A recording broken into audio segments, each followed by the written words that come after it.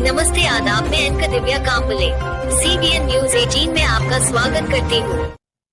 सर्वप्रथम या ठिकाणी सर्व पत्रकार बंधू उपस्थित राहिले त्याबद्दल मी सर्वांना धन्यवाद देतो। आणि काल दिनांक 30/7/2025 रोजी भुसावळ तालुक्याचे माजी आमदार, भुसावळचे शिल्पकार माननीय संतोषभाऊ चौधरी यांच्याबद्दल एक यूट्यूब चॅनलने एक बातमी प्रसारित केली की संतोषभाऊ चौधरी हे भाजपमध्ये जाणार। तर त्याच्यामुळं पूर्ण भुसावळ तालुक्यामध्ये प्रचंड आम्हाला फोन सुरू झाले।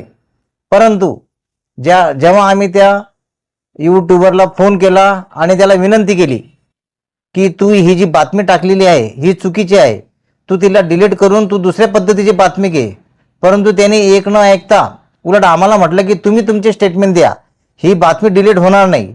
आमच्या विनंतीला त्यांनी मान न दिल्यामुळं शेवटी आम्हाला त्याच्या विरुद्ध कारवाई करावी लागली। आणि लोकनेते संतोषभाऊ चौधरी हे भुसावळ तालुक्यातील बहुजनांचे नेते आहेत आणि त्यांचा भाजपमध्ये जाण्याचा प्रश्नच उद्भवत नाही। आणि त्यांचं जोपर्यंत नाव घेत नाही तोपर्यंत राजकारणाला किंमत मिळत नाही। असे बरेचसे लोक त्यांचे नाव घेऊन त्यांना बदनाम करून पुढे जाण्याचा प्रयत्न करतात व आपली प्रसिद्धी मिळवण्याचा प्रयत्न करतात। म्हणून या ठिकाणी मी सर्व नागरिकांना, सर्व राष्ट्रवादी काँग्रेस पक्ष, शरद पवार गट यांच्या कार्यकर्त्यांना या ठिकाणी विनंती करतो, आवाहन करतो की संतोष भाऊंबद्दल जी बातमी आलेली आहे ती चुकीची आहे, खोटी आहे आणि त्यांना ज्यांनी बदनाम करण्याचा प्रयत्न केला अशा लोकांवर पोलीस प्रशासन नक्कीच कारवाई करेल अशी आम्हाला आशा आहे। भुसावळ नगरीचे खरे शिल्पकार माजी आमदार संतोषभाऊ चौधरी एका माथेफोर यूट्यूब चॅनल वाल्याने त्याला त्याची लायकी दाखवायची आहे, त्याचा अगोदर मी निषेध करतो। राष्ट्रवादी काँग्रेस पार्टीतर्फे आम्ही सर्व निषेध करतो। त्या चॅनलवाल्याने संतोष चौधरी भाजपात असा एकेरी उल्लेख केला आणि त्याच्याबद्दल आम्ही FIR काल दाखल केलेली आहे। आमच्या नेत्याला त्यानं विचित्र शब्द वापरलेले हैं। अभी जैसा मैं पहले कल की जो पत्रकार परिषद है उसके बारे में बता दूं कि कल एक पत्रकार परिषद हुई जिसके अंदर हमारे गांव के, हमारे शहर के एक छोटे से नेता ने, जो अपने आप को बहुत बड़ा नेता समझते हैं, जगन भाऊ सोनू उन्होंने जो है तो एक पत्रकार परिषद ली और उसमें उन्होंने जो है तो संतोष भाऊ चौधरी और सचिन चौधरी इन पर इल्ज़ाम लगाया कि ये जो है तो बीजेपी में जाएंगे, सचिन चौधरी जो है तो बीजेपी से इलेक्शन लड़ेंगे। तो मैं एक बात बताता हूं कि देखो, आग होती है ना, आग दो तरह के काम करती है, वो किसी का घर जलाती भी है और किसी का घर चलाती भी है। तो संतोष भाऊ वो आग है जो दुश्मनों को जलाती है और विरोधियों को, जो ऐसे विरोधी है इनका चूल्हा इन्हीं पर जलता है। अब अगर पत्रकार परिषद में वो संतोष भाऊ चौधरी का नाम ना ले, वो किसी मुद्दे पर उनको ऊपर कीचड़ ना उछाले, तो जगन सोनवणे को पूछेगा कौन। तो ये एक अट्रैक्शन रहता है कि अपनी तरफ लोगों को अट्रैक्ट करने के लिए एक ऐसा नाम लिया जाए। क्योंकि मंत्री का नाम उन्होंने क्यों नहीं लिया, उस पर कीचड़ क्यों नहीं उछाला? क्योंकि असली छुपी युति उनकी है, उनके इशारे पे इलेक्शन लड़ना, उनके इशारे पर सारे गांव में काम करना और मंत्री जी से पैसे लेना। तो मंत्री जी पर तो कीचड़ उछाल नहीं सकते थे। अब दूसरा कौन है शहर में एक बड़ा नाम, वो है संतोष भाऊ चौधरी।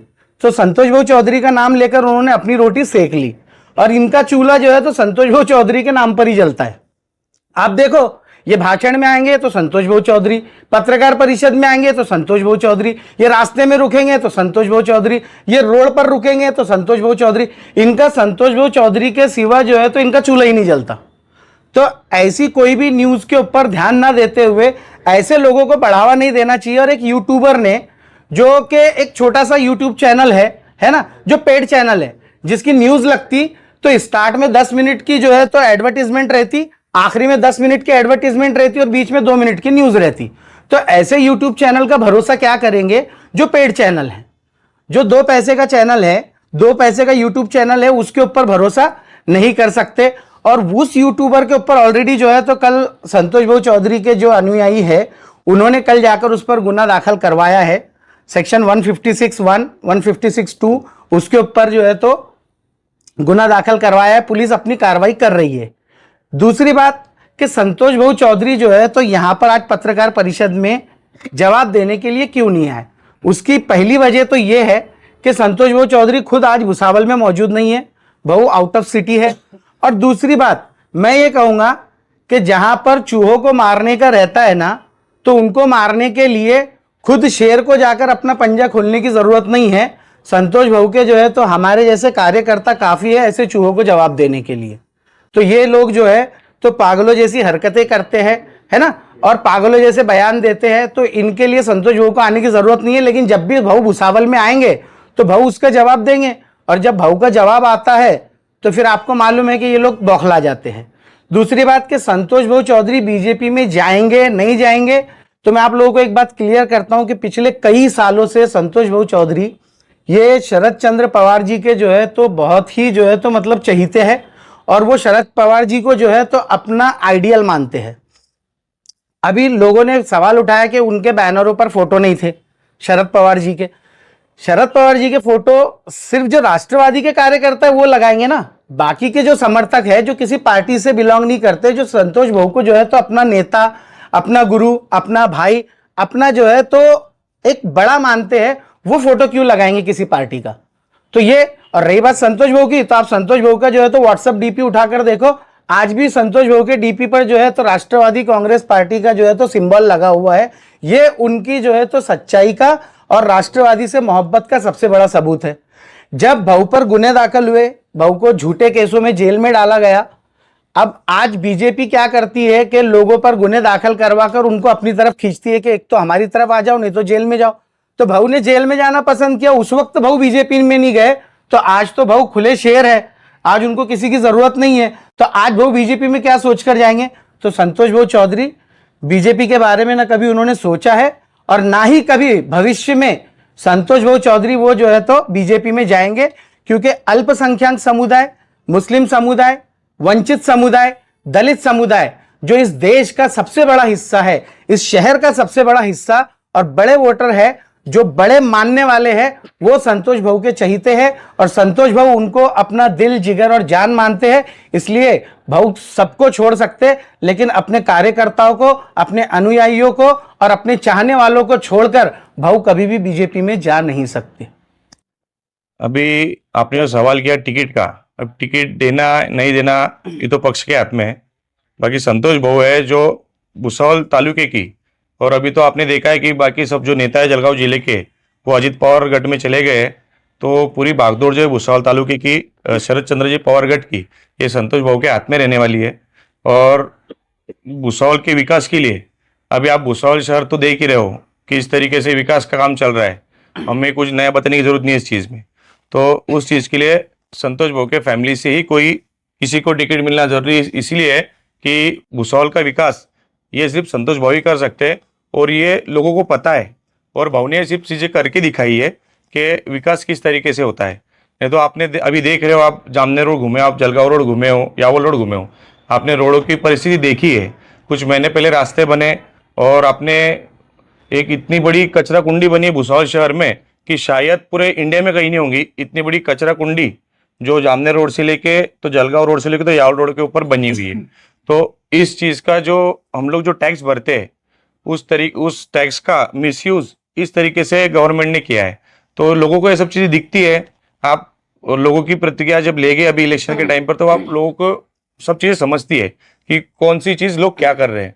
बस पैसा खाने का काम यार ये जगह चल रहा है। बीजेपी बस एक ही काम करती है, कोई अपने पास के लोगों को लेके उनको ठेके देके बस कैसे तो पैसे हटने के काम चल रहे हैं, कोई काम में क्वालिटी नहीं है। भुसावल शहर में हर दूसरे दिन हर एक बंदा एक ही चीज़ के लिए खड़ा होता है कि पानी का मसला अभी तक हल क्यों नहीं हुआ। 5-6 करोड़ रुपए, 6-7 करोड़ रुपए अभी फिलहाल में खर्च हुए, जिसका टेंडर 3 साल से चल रहा था। और जो मेन जो भुसावल की जो सबसे बड़ी जो योजना है अमृत योजना, उस चीज़ के बारे में कोई बात नहीं करता है, पानी के बारे में बात नहीं करता है। जो बच्चे हैं जो आज बेरोजगार घूम रहे हैं उनके बारे में कोई बात नहीं करता है। बस कौन क्या कर रहा है, कोई चुगलखोर व्यक्ति आता है वो बोलता है कि ये इधर जा रहे वो उधर जा रहे। अरे आप खुद को जब इतना बड़ा नेता कहलाते हो खुद को, तो कोई गौर गरीब बच्चों के लिए कुछ कीजिए ना। दीपनगर प्लांट पड़ा है, वहाँ पे जाके आंदोलन कीजिए, बच्चों को जॉब पे लगाइए। वो सब चीज़ें कौन देखेगा? बस खुद की रोटी सेकने के लिए कि मेरा घर कैसे चलेगा, जैसे फिरोज भाई ने बताया कि खुद का घर कैसा चलेगा, वो चीज़ को चलाने के लिए कहीं से भाव का नाम लेना और अपनी रोजी रोटी कमाना, ये धंधे कुछ लोगों ने गांव में उठा के रखे। वो लोग उस लायक नहीं है कि भाव उनके लिए आके कुछ बोले, क्योंकि वो हमारे पक्ष से टिकट लेके खड़े रहे। वो काबिल तारीफ नहीं थे, वो काबिल नहीं थे वो जगह पे, तो लोगों ने उनको नहीं चुन के दिया। फिर भी भाव ने उनके ऊपर दया दिखा के उनको कौम में नगर सेवक बनाए। वो लोग, उनके अंदर गट्स ही नहीं है, बस इतना ही कर सकते हो, किसी के ऊपर कीचड़ उछाल सकते हैं और किसी की बुराई कर सकते हैं। किसी का अच्छा करना रहता था तो लोगों को, और ये जो प्रॉब्लम है अभी गांव में भुसावल शहर में जो देखी जा रही है, वो चीज के ऊपर लोग डिस्कस करके थे, उसके लिए पत्रकार परिषद लेते थे। कौन कहाँ जा रहा है, कौन क्या कर रहा है, वो उनका लुकआउट है। और ये सब चीजें करने से अच्छा है कि आप भुसावल शहर के विकास के पास ध्यान दें, बच्चों के जॉब के पास ध्यान दें, और कहीं तो सबने मिलकर, मेरा सबसे अनुरोध है हर किसी से कि पानी का जो मसला है वो जल्दी से जल्दी भुसावल शहर का सॉल्व होना चाहिए। और ये सिर्फ संतोष भाव ही कर सकते हैं। और जो आप देख रहे हो, पानी के साथ साथ अभी लाइट जाने का प्रमाण भी बहुत ज्यादा बढ़ गया है। अगर इतना बड़ा प्लांट, दोनों प्लांट अगर भुसावल शहर के बाजू में लगे, उसका फटका हम लोग को बैठता है, क्योंकि इतनी जो टेम्परेचर बढ़ता है भुसावल शहर में, वो सब चीजें हम लोग सहन करते हैं। उसके वजह से हमारे यहाँ की लाइट भी इतनी जाती है। और आपने भी देखे होंगे फिलहाल की मीटर चेंज करने का कुछ भुसावल शहर में कोई ठेकेदारों ने काम चालू कर दिया है, पर वो मीटर किसके लिए चेंज हो रहे हैं, क्यों चेंज हो रहे हैं, लोगों के बिल कम नहीं होते, ये सब जो बेसिक मुद्दे लोगों के जो रेगुलर लाइफ में आते हैं, वो सब चीजें छोड़ के आप ये चीजों पे अगर डिस्कशन करोगे तो आप, मेरे हिसाब से आप नेता के, आप कार्यकर्ता भी नहीं हो, और आप वो चीजें करो भी मत, क्योंकि आप वो चीज के लिए डिजर्व नहीं करते हो।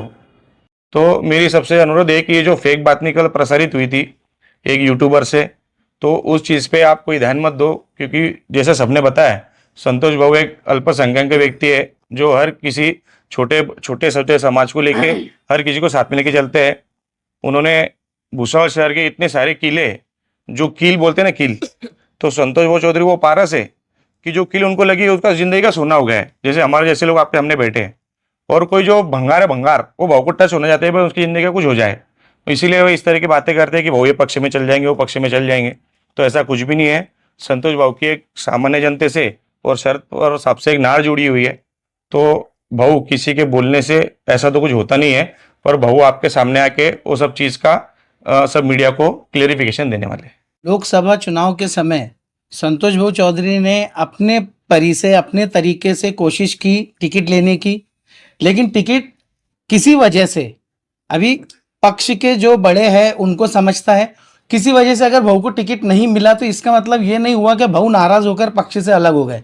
उसके बावजूद भाऊ ने जो है तो माननीय शरद चंद्र जी पवार, इनके आदेश को सर आंखों पर रखकर जिस कैंडिडेट को चुना गया था, भले वो कैंडिडेट बाद में डमी निकल गया, लेकिन उसके बावजूद भी भाऊ ने बड़ा दिल बताते हुए उस कैंडिडेट की भी कैनवेसिंग की, उसके लिए पूरी तरीके से कोशिश की, उसके लिए पूरी तरीके से लोगों से जो है तो हाथ जोड़कर उनको वोट देने की विनंती की। तो ऐसे ही अगर भगवान ना करे, अल्लाह ना करे, अगर खुदा ना खास्ता संतोष भाऊ चौधरी के परिवार से किसी को टिकट नहीं मिलता है, तो संतोष भाऊ चौधरी वो एक बड़ा पहाड़ है, एक बड़े दिल का इंसान है कि जो पक्ष श्रेष्ठ जो भी डिसीजन लेंगे भाऊ उसको सर आंखों पर रखेंगे। लेकिन हमारी सबकी दिली तमन्ना है कि एक बार फिर से संतोष भाऊ चौधरी या उनके परिवार से ही किसी ने जो है तो नगर अध्यक्ष बनना चाहिए, ताकि जो भुसावल शहर का विकास भाऊ के कार्यकाल में हुआ, एज अ आमदार, एज अ नगर अध्यक्ष, बाद में जो है तो भाभी जी भी जो है तो नगर अध्यक्ष बना, और उनके कार्यकाल में जो भुसावल ने विकास किया, वो विकास दोबारा अगर हम चाहते हैं तो हम पक्ष श्रेष्ठों से भी और बाकी लोगों से भी गुजारिश करेंगे कि भाऊ के परिवार से ये टिकट दिया जाना चाहिए।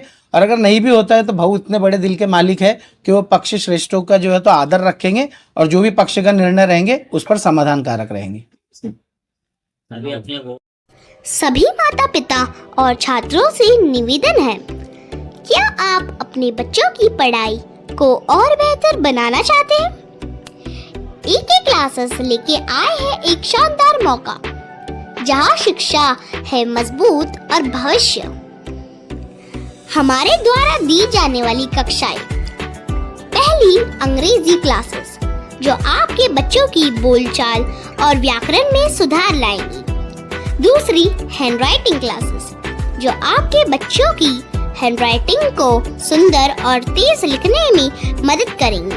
तीसरी गणित यानी मैथ्स की क्लास, आसान तरीके से समझाए और अच्छे अंक पाए। चौथी, सभी विषयों की ट्यूशन क्लासेस सभी बोर्ड्स के लिए। कक्षाएं उपलब्ध है ऑनलाइन और ऑफलाइन आपकी सुविधा अनुसार।